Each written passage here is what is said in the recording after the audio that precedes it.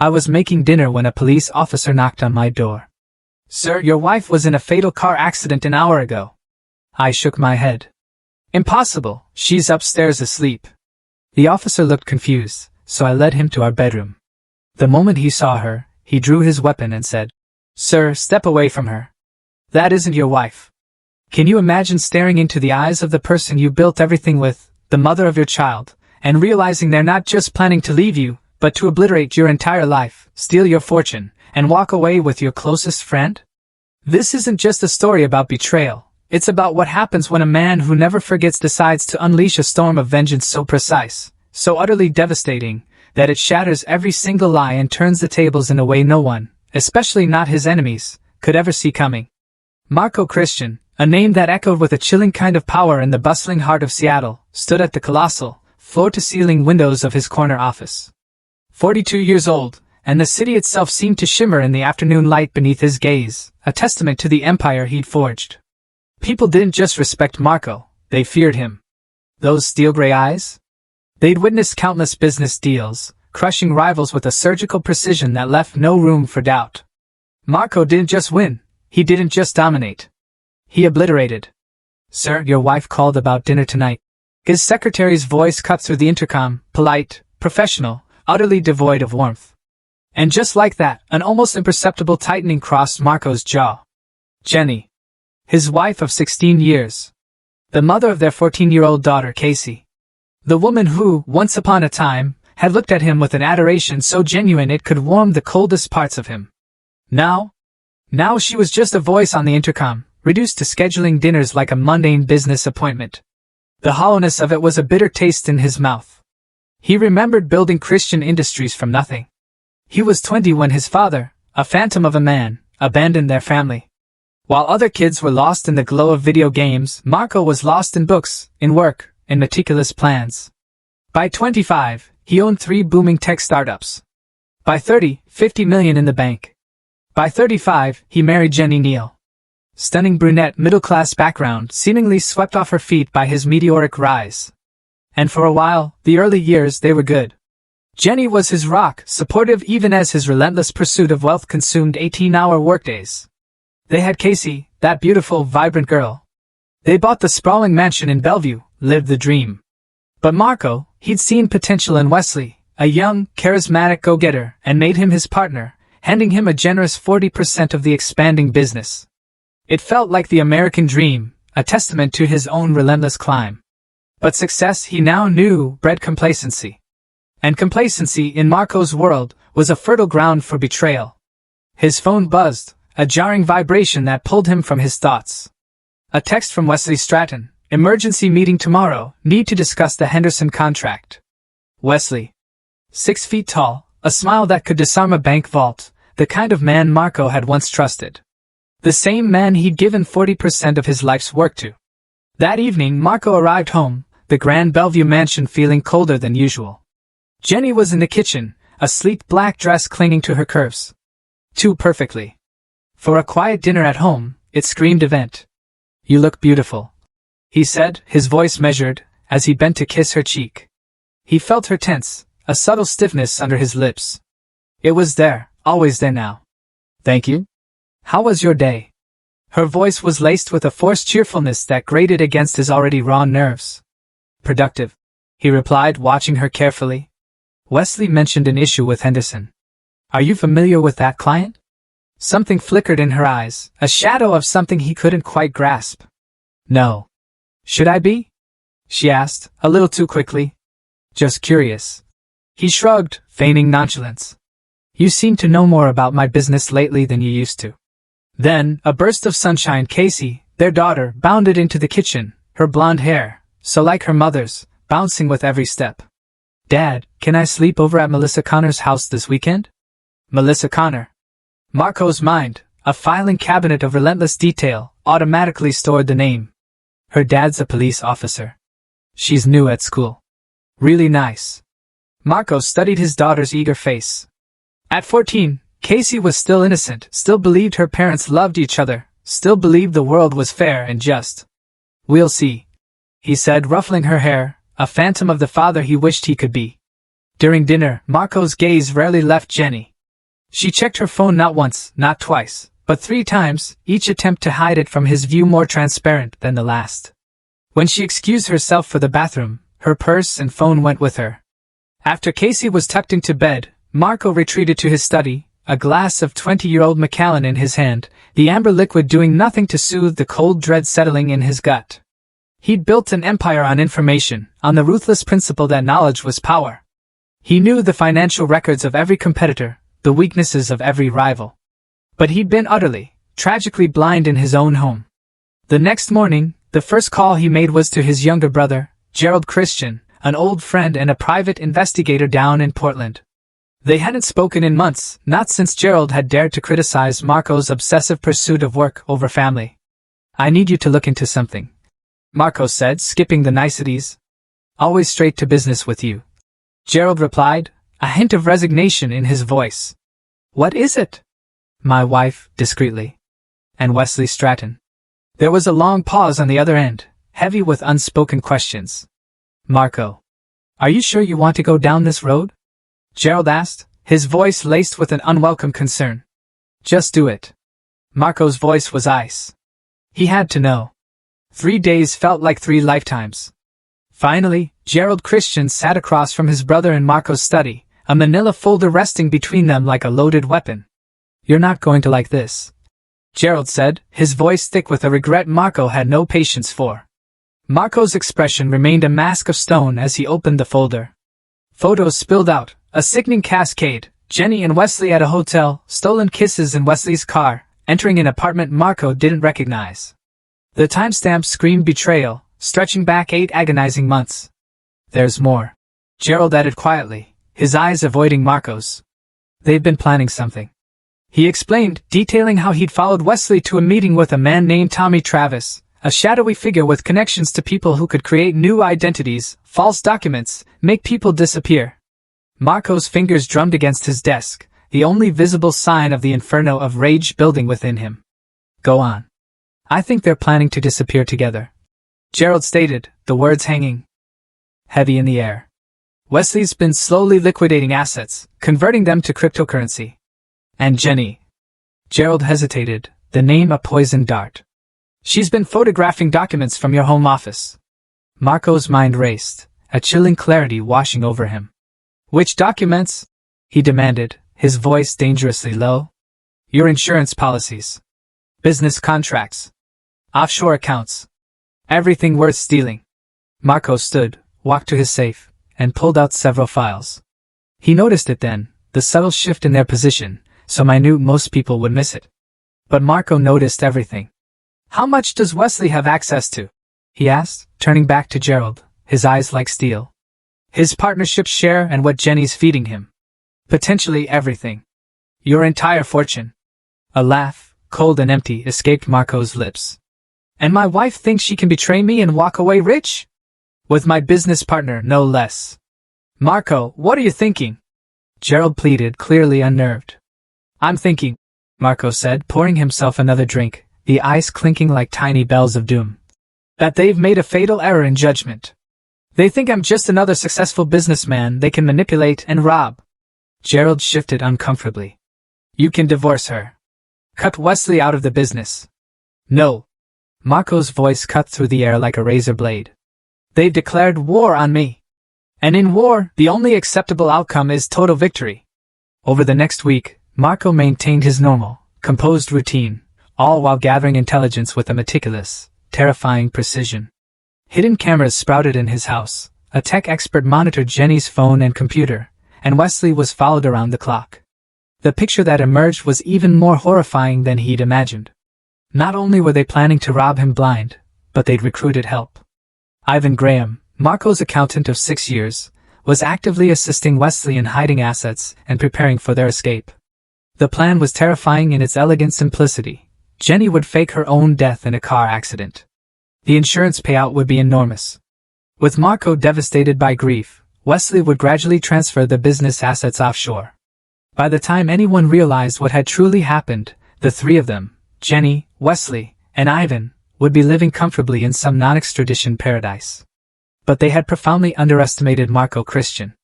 They saw a successful businessman, perhaps softened by age and wealth. They didn't see the 12-year-old boy who, when his father abandoned him, swore an oath that no one would ever abandon or betray him again. Marco's plan began to form, not just to stop them, but to destroy them so utterly, so completely, that their betrayal would become a chilling lesson to anyone else who might ever dare to cross him. Marco's first move was to contact Melissa Connor. Not Casey's friend's dad, but a former military police officer turned private security consultant. She was small, blonde, deceptively innocent-looking, perfect for what he had in mind. "I need someone who can play dead convincingly," he told her, their meeting cloaked in the anonymity of a downtown cafe. Melissa's eyebrow arched, a flicker of professional curiosity in her eyes. "That's an unusual request, Mr. Christian. I'm willing to pay you $50,000 for one day's work." Her expression shifted. "I'm listening." Marco explained a carefully edited version of the truth. His wife was planning to fake her death to steal his money, and he wanted to turn the tables. "So, you want me to pretend to be your wife's body?" she clarified, her gaze unwavering. "Exactly. You'll play the victim of a car accident. A medical examiner who owes me a favor will declare you dead. Meanwhile, my wife will be safely secured elsewhere, very much alive." Watching her perfect plan crumble, Melissa studied him, her eyes calculating. "And then what?" "Then she faces the consequences of her choices." The next phase required Marco to manipulate his own security system. He had the mansion's surveillance equipment modified so he could control precisely what was recorded and when. He also had a secret room constructed in the basement, soundproof, climate-controlled, comfortable enough for a long, long stay. Wesley, completely oblivious, played right into Marco's hands. He suggested they accelerate their timeline when he learned Marco was planning to review all business partnerships at the end of the month. "The car accident is set for this Friday," Wesley told Jenny during a phone call Marco was monitoring, his voice thick with a fake urgency. "Tommy has everything arranged. You crash the car, I create the scene, you slip away. By the time anyone figures out the body isn't yours, we'll be long gone." But Marco had already intercepted Tommy Travis. He offered the shady identity creator double what Wesley was paying to switch sides. Now Tommy worked for Marco, ready to execute a very different plan. Friday morning arrived, gray and rainy, a fitting prelude to the storm Marco was about to unleash. Jenny kissed him, her lips like ice against his cheek. "I'll see you tonight," she said, her last lie. Damn. Marco spent the day putting the final, meticulous pieces in place. He had Ivan Graham's office searched, finding enough evidence of embezzlement to send the accountant to prison for a very long time. He had Wesley's apartment bugged, his communications monitored, every move tracked. At precisely 4 p.m., Marco received the call he'd been expecting. "It's done," Tommy's voice said, flat and devoid of emotion. "Your wife's car is wrapped around a tree on Highway 18. But don't worry, she never touched the steering wheel." Instead, Jenny Christian was unconscious in the back of Tommy's van, drugged during what she thought was a final meeting to coordinate their escape. She would wake up in Marco's basement, very much alive, but completely, irrevocably at his mercy. Meanwhile, Melissa Connor lay in the wreckage of Jenny's car, her body positioned to hide her face, waiting for the police to arrive and declare Jenny Christian dead. Marco Christian, a cold, predatory smile playing on his lips, put on his most grief-stricken expression and headed home. The devastated widower. The real performance was about to begin. Marco was in the kitchen, meticulously setting the table for their anniversary dinner, a dinner that would never be eaten, when the knock came. He'd been preparing for this moment for weeks, rehearsing his reactions, perfecting his performance. Officer Bruce Jackson stood at the door, his uniform crisp despite the relentless rain. Behind him, a younger officer with sympathetic eyes waited by their patrol car. "Mr. Christian, I'm Officer Jackson with the Bellevue Police Department." Marco's face immediately contorted with a carefully constructed concern. "Is everything all right, officer?" "Sir, I'm afraid I have some very difficult news. Your wife was in a fatal car accident an hour ago." Marco's carefully crafted expression of shock and disbelief would have won him an Academy Award. His face went pale, his hand gripping the doorframe so tightly his knuckles turned white. His voice cracked perfectly, just as he'd practiced, when he spoke. No, that's impossible. She's upstairs asleep. She had a headache and went to lie down." Officer Jackson exchanged a quick, knowing glance with his partner. Sir, I understand this is difficult to process, but we found her vehicle wrapped around a tree on Highway 18. The medical examiner has confirmed. No! Marco's voice carried just the right note of desperate denial, rising in pitch. She's here. She's upstairs in our bedroom. I'll show you. He led the officers through his house, his steps urgent, desperate, clinging to a hope that wasn't real. The performance was flawless.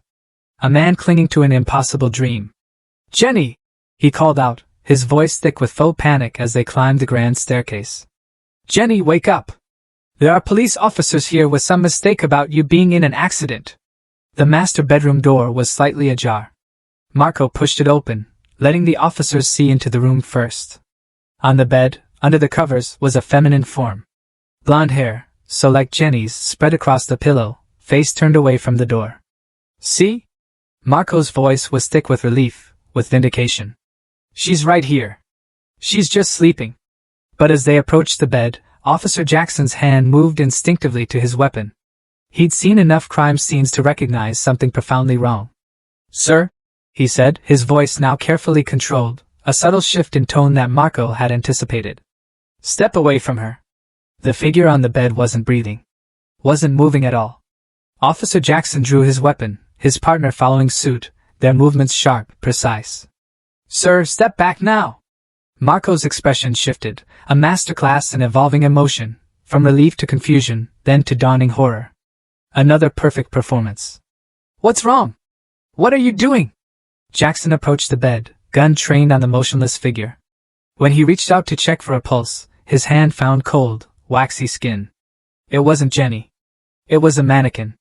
A life-sized, incredibly realistic mannequin dressed in Jenny's clothes, adorned with her jewelry, a blonde wig styled exactly like her hair. Mr. Christian, Jackson said, his voice now official, cutting, cold. I need you to put your hands where I can see them and tell me where your wife really is. Marco's performance shifted again. Now he was a confused, grieving husband who couldn't possibly comprehend this nightmare. I don't understand.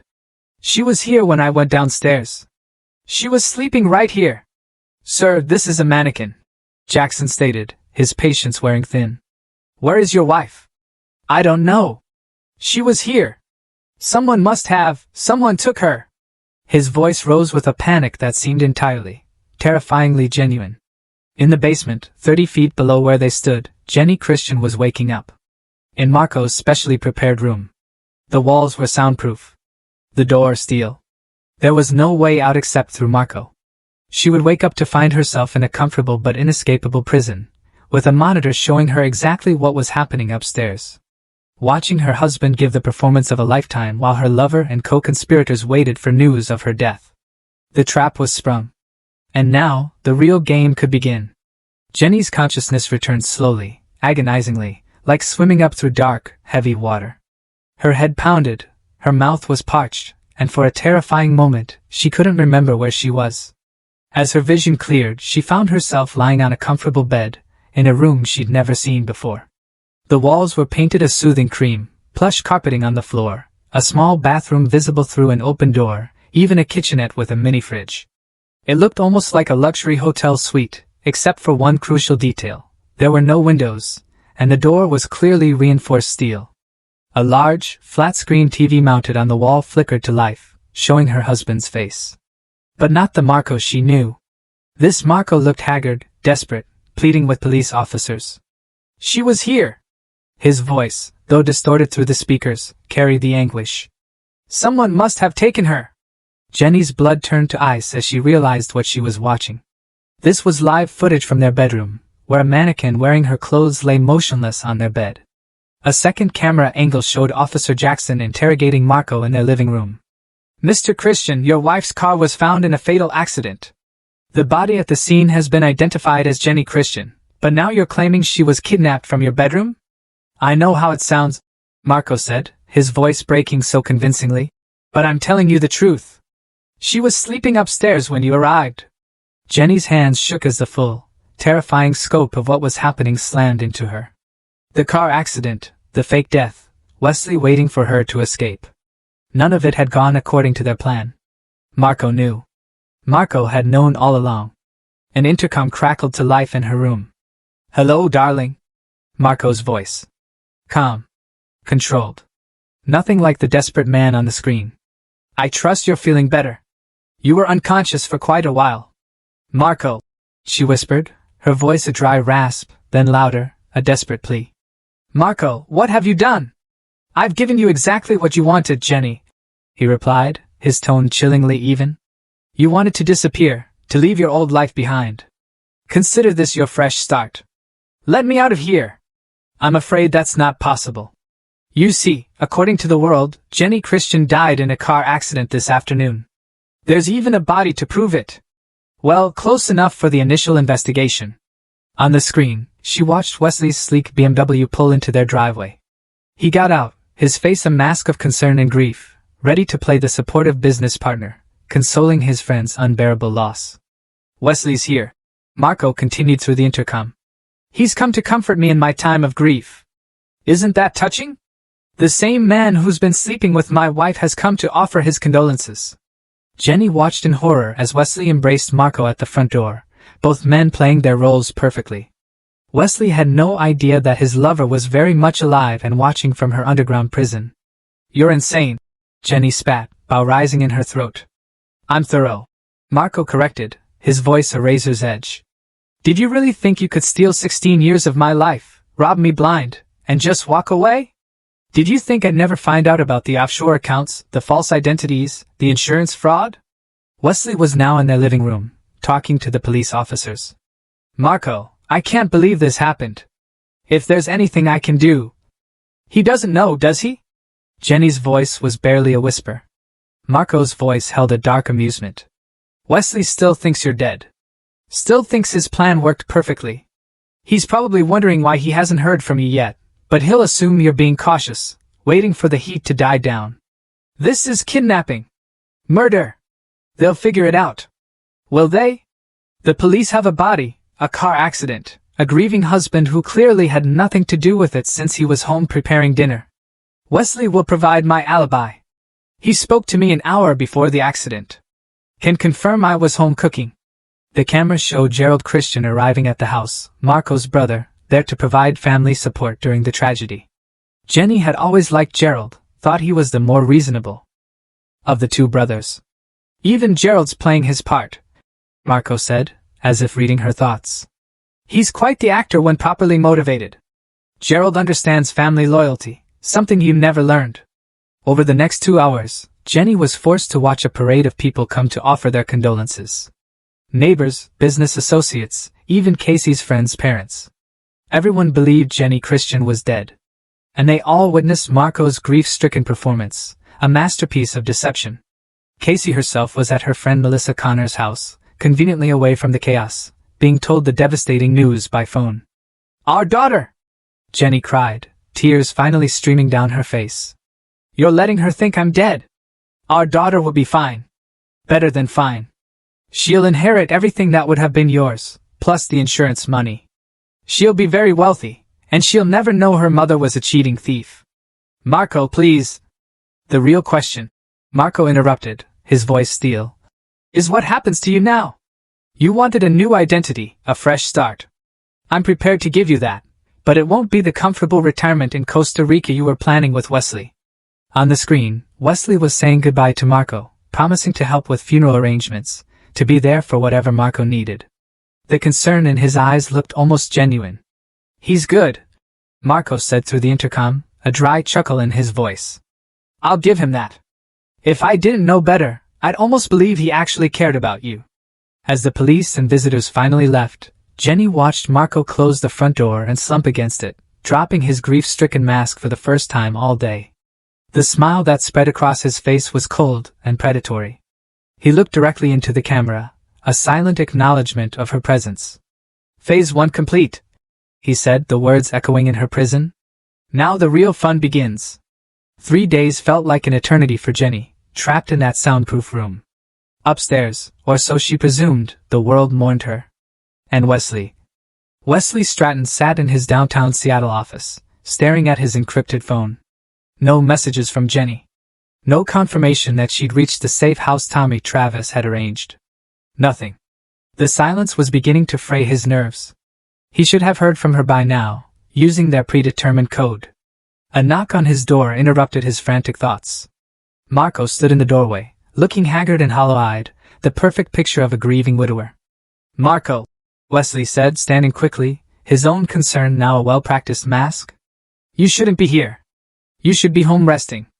"I can't just sit in that house," Marco replied, his voice barely above a whisper, laced with a convincing fragility. "Everything reminds me of her. I need to work. Need something to occupy my mind." Wesley nodded sympathetically, even as he mentally calculated how this could work to his advantage. A distracted, grieving Marco would be so much easier to manipulate. "Of course," he said, oozing false sincerity. "Whatever you need." What Wesley didn't know was that Marco had been monitoring his communications for weeks. Every encrypted message, every frantic phone call, every hushed meeting with co-conspirators, Marco had seen it all.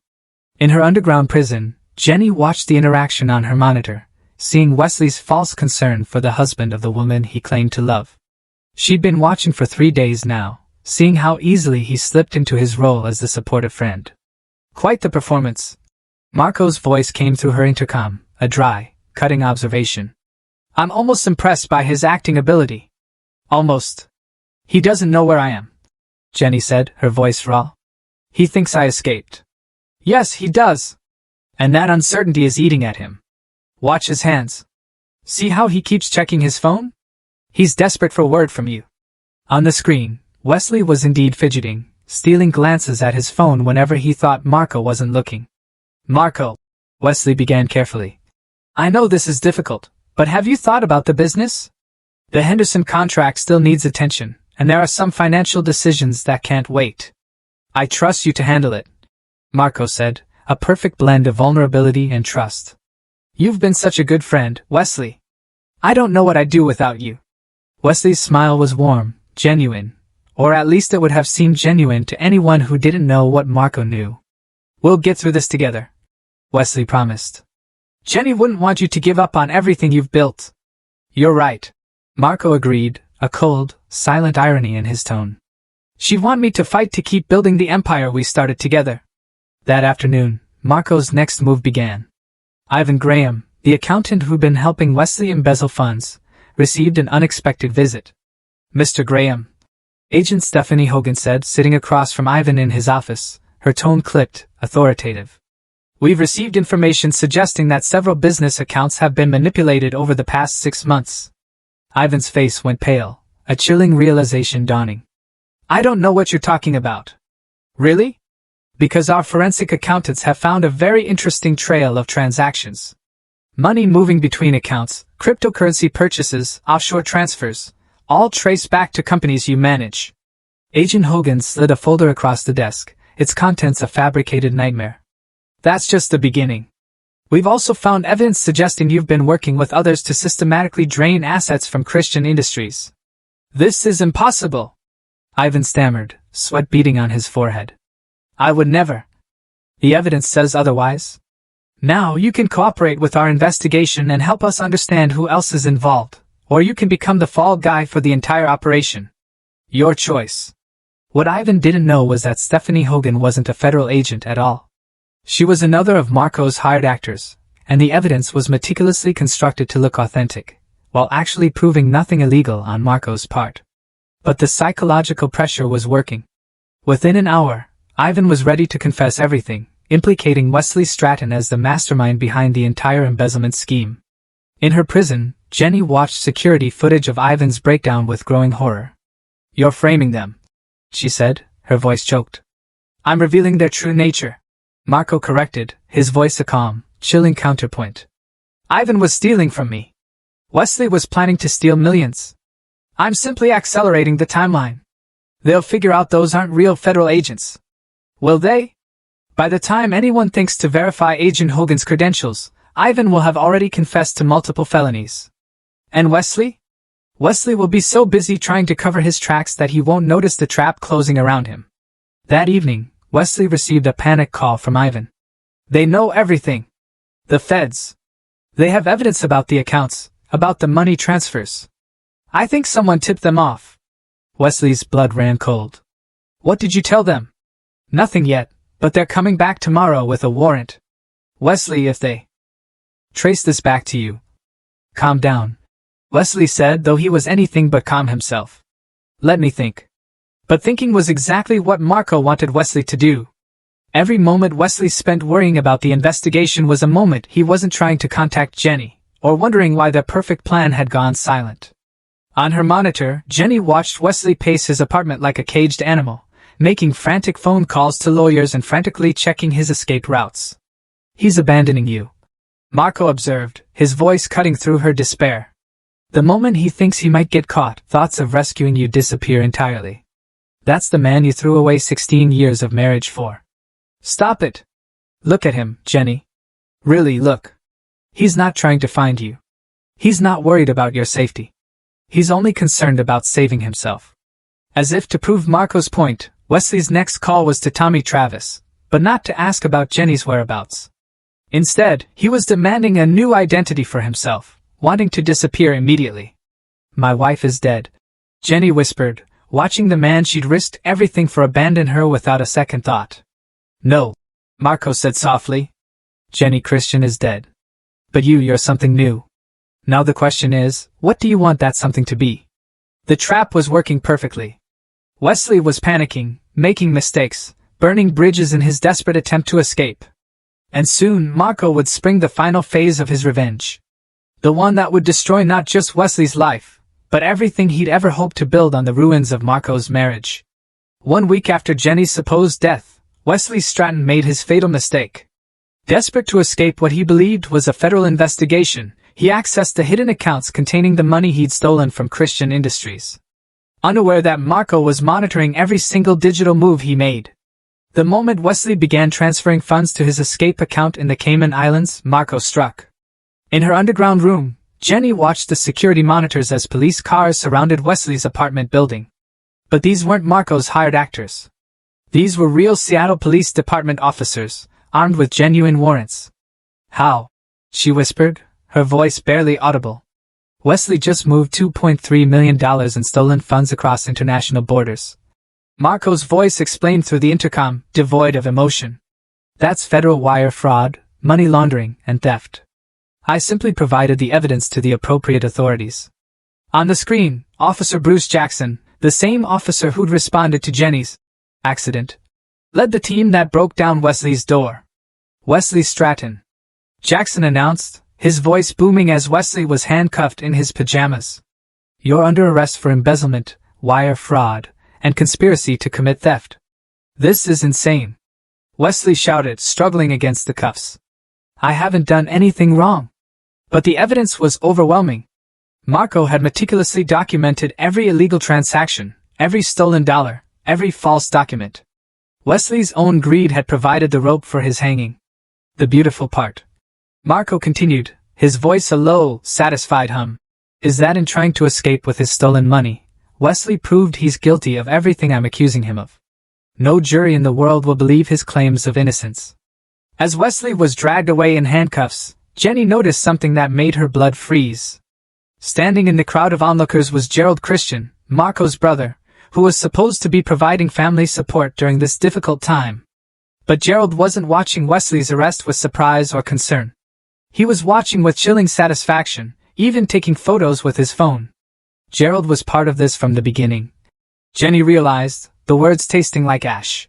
Gerald's been my eyes and ears for months. Marco confirmed, his voice a cold echo.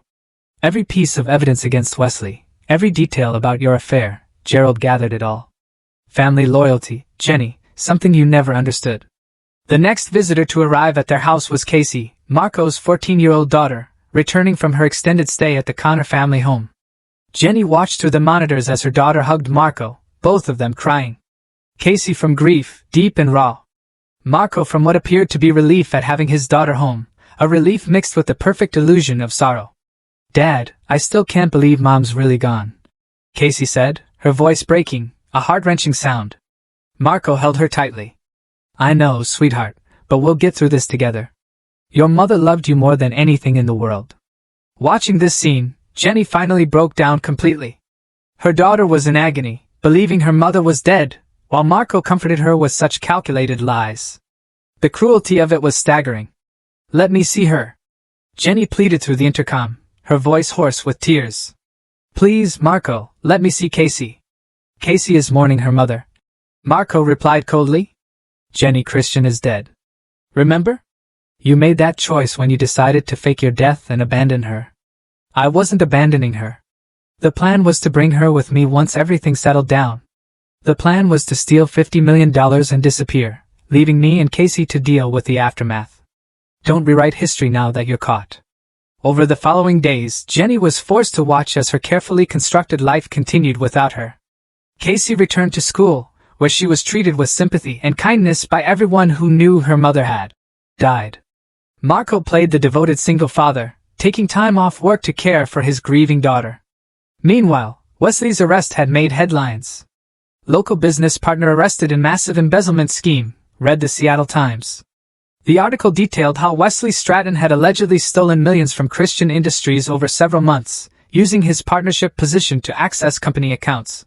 What the article didn't mention, what no one except Marco knew, was that much of this stolen money had actually been moved by Marco himself, creating a meticulously crafted paper trail that led directly to Wesley's accounts.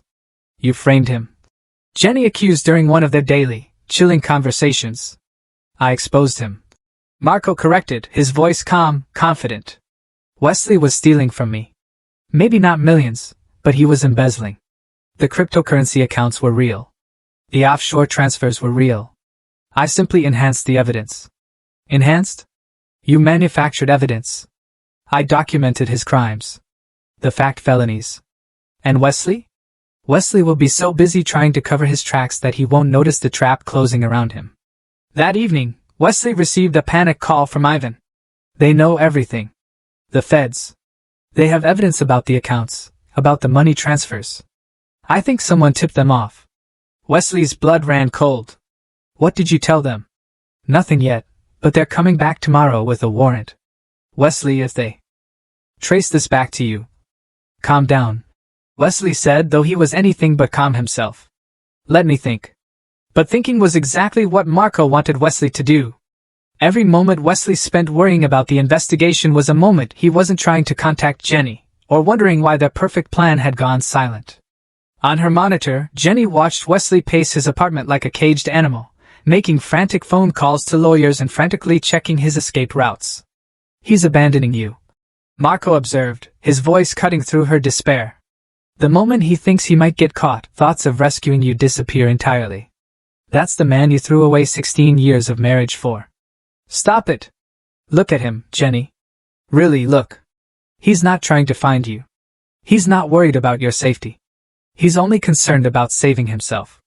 As if to prove Marco's point, Wesley's next call was to Tommy Travis, but not to ask about Jenny's whereabouts. Instead, he was demanding a new identity for himself, wanting to disappear immediately. "My wife is dead," Jenny whispered, watching the man she'd risked everything for abandon her without a second thought. "No," Marco said softly. "Jenny Christian is dead. But you're something new. Now the question is, what do you want that something to be?" The trap was working perfectly. Wesley was panicking, making mistakes, burning bridges in his desperate attempt to escape. And soon Marco would spring the final phase of his revenge. The one that would destroy not just Wesley's life, but everything he'd ever hoped to build on the ruins of Marco's marriage. 1 week after Jenny's supposed death, Wesley Stratton made his fatal mistake. Desperate to escape what he believed was a federal investigation, he accessed the hidden accounts containing the money he'd stolen from Christian Industries. Unaware that Marco was monitoring every single digital move he made. The moment Wesley began transferring funds to his escape account in the Cayman Islands, Marco struck. In her underground room, Jenny watched the security monitors as police cars surrounded Wesley's apartment building. But these weren't Marco's hired actors. These were real Seattle Police Department officers, armed with genuine warrants. "How?" she whispered, her voice barely audible. "Wesley just moved $2.3 million in stolen funds across international borders." Marco's voice explained through the intercom, devoid of emotion. "That's federal wire fraud, money laundering, and theft. I simply provided the evidence to the appropriate authorities." On the screen, Officer Bruce Jackson, the same officer who'd responded to Jenny's accident, led the team that broke down Wesley's door. "Wesley Stratton," Jackson announced, his voice booming as Wesley was handcuffed in his pajamas. "You're under arrest for embezzlement, wire fraud, and conspiracy to commit theft." "This is insane," Wesley shouted, struggling against the cuffs. "I haven't done anything wrong." But the evidence was overwhelming. Marco had meticulously documented every illegal transaction, every stolen dollar, every false document. Wesley's own greed had provided the rope for his hanging. "The beautiful part," Marco continued, his voice a low, satisfied hum, "is that in trying to escape with his stolen money, Wesley proved he's guilty of everything I'm accusing him of. No jury in the world will believe his claims of innocence." As Wesley was dragged away in handcuffs, Jenny noticed something that made her blood freeze. Standing in the crowd of onlookers was Gerald Christian, Marco's brother, who was supposed to be providing family support during this difficult time. But Gerald wasn't watching Wesley's arrest with surprise or concern. He was watching with chilling satisfaction, even taking photos with his phone. Gerald was part of this from the beginning. Jenny realized, the words tasting like ash. "Gerald's been my eyes and ears for months," Marco confirmed, his voice a cold echo. "Every piece of evidence against Wesley, every detail about your affair, Gerald gathered it all. Family loyalty, Jenny, something you never understood." The next visitor to arrive at their house was Casey, Marco's 14-year-old daughter, returning from her extended stay at the Connor family home. Jenny watched through the monitors as her daughter hugged Marco, both of them crying. Casey from grief, deep and raw. Marco from what appeared to be relief at having his daughter home, a relief mixed with the perfect illusion of sorrow. "Dad, I still can't believe Mom's really gone," Casey said, her voice breaking, a heart-wrenching sound. Marco held her tightly. "I know, sweetheart, but we'll get through this together. Your mother loved you more than anything in the world." Watching this scene, Jenny finally broke down completely. Her daughter was in agony, believing her mother was dead, while Marco comforted her with such calculated lies. The cruelty of it was staggering. "Let me see her," Jenny pleaded through the intercom, her voice hoarse with tears.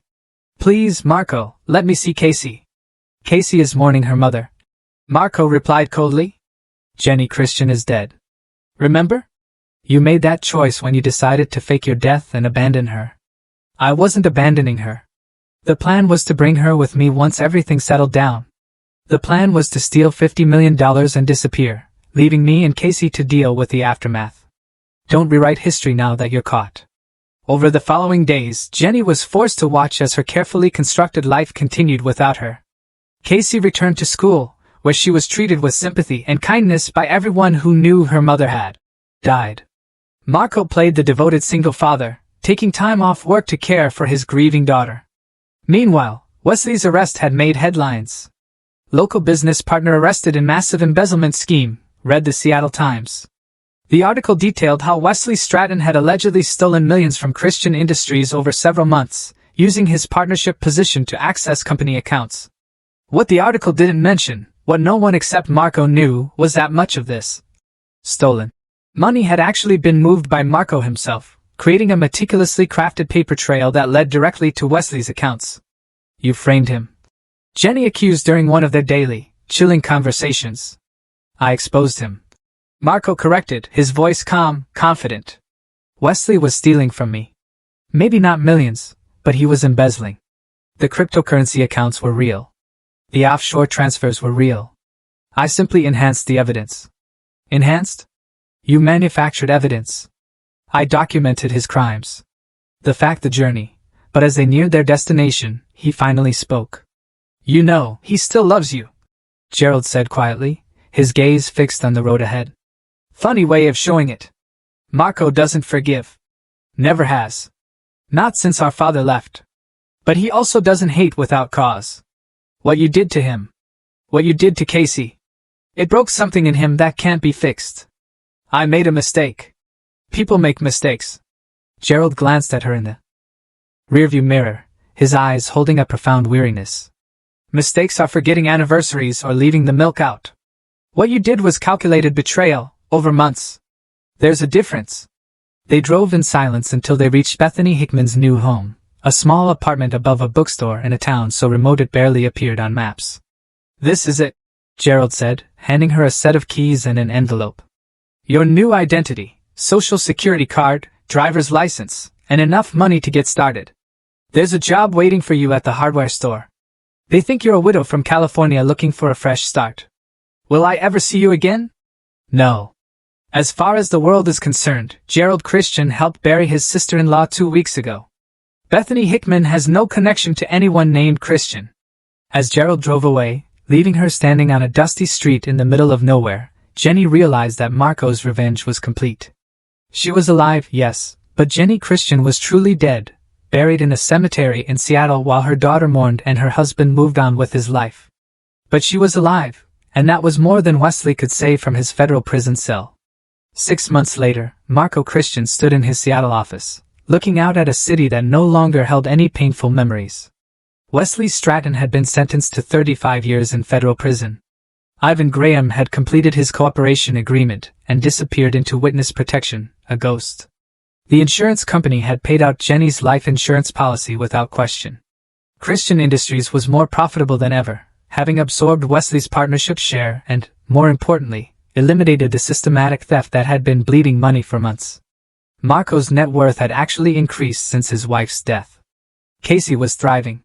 At 15, she'd grown into a confident, intelligent young woman who spoke about her mother with love, but without the crushing, debilitating grief that had characterized the first few months.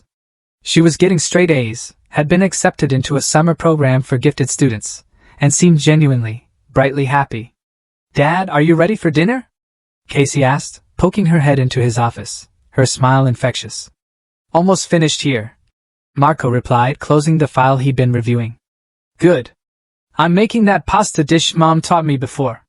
She paused, the automatic reference to her mother still sometimes causing a flicker of sadness, a brief shadow. "She'd be proud of how well you cook it," Marco said gently, his voice soft. Casey smiled. "I think so too." As they walked to the kitchen together, Marco reflected on how completely his life had been reconstructed. He'd eliminated every trace of betrayal, protected his daughter's future, and ensured that those who tried to destroy him were permanently neutralized. In Montana, Bethany Hickman finished her shift at Rocky Mountain Hardware and walked the 3 blocks to her small apartment. She'd lost 20 pounds. Her hair was shorter and darker now, and she dressed in simple, practical clothes that would have horrified the fashion-conscious Jenny Christian she once was. But she was surviving. The work was honest. The town was quiet. And every month, she received an unmarked envelope containing photos of Casey, at school, at home, with friends. Watching her daughter grow up through carefully cropped photographs that revealed nothing about Marco's life. Casey looked happy. That was all that mattered. Bethany had tried once to research news about Seattle online. Within hours, her internet service had been cut off, and a man in a suit had appeared at her door with a chilling reminder about the terms of her agreement. She never tried again. Some evenings she would sit on her apartment's small balcony and wonder if she could have made different choices. If she could have been satisfied with the life she'd had instead of risking everything for something more exciting. But those thoughts led nowhere productive. Jenny Christian had made her choices, and Bethany Hickman lived with the consequences. Meanwhile, in Seattle, Marco had begun dating again. Carefully, selectively, with women who understood that his daughter came first and that he wasn't interested in anything casual. He'd learned to trust his instincts about people, to spot the warning signs he tragically missed with Jenny. "You know," Gerald said during one of their monthly dinners, "you could have just divorced her. It would have been simpler." "Simpler isn't always better," Marco replied, stirring his drink. "This way, Casey keeps her inheritance, her innocence, and her memories. Wesley and Ivan face actual consequences for their crimes, and I never have to worry about any of them returning to hurt my family again." "And you're okay with the fact that she's still alive out there?" Marco considered this, his gaze distant. "She's not alive. Jenny Christian is dead. There's a woman in Montana who looks like her, but Jenny Christian died in that car accident just like everyone believes. That's a very clinical way of looking at it. I'm a clinical person. It served me well." As the months turned into years, the story of Marco Christian's tragic loss became just another piece of Seattle business folklore. The successful entrepreneur who'd lost his wife in a car accident discovered his business partner's betrayal, but emerged stronger than ever while raising his daughter alone. Casey graduated high school as valedictorian and was accepted to Stanford with a full scholarship. She decided to study business, wanting to eventually join her father's company. "I want to build on what you and Mom started," She told Marco during her graduation party, her eyes shining with youthful ambition. She'd be incredibly proud, Marco said, and meant it with every fiber of his being. In Montana, Bethany Hickman read about Casey's graduation in the newspaper clipping that arrived with her monthly photos. She cried for hours, tears of pride, grief, and acceptance all mixed together. Her daughter was successful, happy, and loved. That had to be enough. Marco's revenge was complete, not because he destroyed his enemies, but because he built something better from the wreckage they tried to create. Casey would inherit an empire, never knowing her mother had tried to steal it. Wesley would spend his best years in prison, never knowing the woman he'd loved was still alive. And Jenny would spend her life watching from a distance, as the family she'd abandoned thrived without her. It was, Marco reflected, perfect justice. Not mercy, not forgiveness, but perfect, inescapable justice. And for a man who learned at 12 years old that the world was cruel and unforgiving, perfect justice was the only victory that truly mattered. 5 years after Jenny Christian's death, Marco stood at his daughter's college graduation, watching Casey accept her business degree with honors. She was beautiful, brilliant, and completely innocent of the darkness that had once threatened to destroy their family. In the audience, he noticed a woman with short, dark hair watching from the back row, wearing sunglasses and a baseball cap pulled low. For just a moment, their eyes met across the crowded auditorium. Bethany Hickman had broken the rules one last time, traveling across the country to see her daughter graduate. It was a risk that could destroy everything, but she had to see Casey's triumph with her own eyes. Marco could have had her arrested, could have exposed everything, and destroyed Casey's image of her mother forever. Instead, he simply nodded once, a subtle acknowledgement that this moment belonged to both of them, regardless of everything that had come between them. Then Casey was walking across the stage, accepting her diploma, and the moment passed. When Marco looked back, the woman in the baseball cap was gone. Later that evening, as Casey celebrated with her friends, Marco received a single text message from an unknown number. "Thank you." He deleted it immediately and never heard from Bethany Hickman again. Marco Christian had won completely, yes, but he'd also learned that even perfect revenge could contain moments of imperfect mercy. It was, perhaps, the only lesson Jenny had left to teach him. The war was over. The victory was total. And somewhere in Montana, a woman who had once been his wife was learning to live with the consequences of betraying the one man who never forgave and never forgot. But their daughter would never know any of this. Casey Christian would inherit everything, believing her parents had loved each other, and that her mother had died believing in her daughter's potential. In the end, that was the only victory that truly mattered.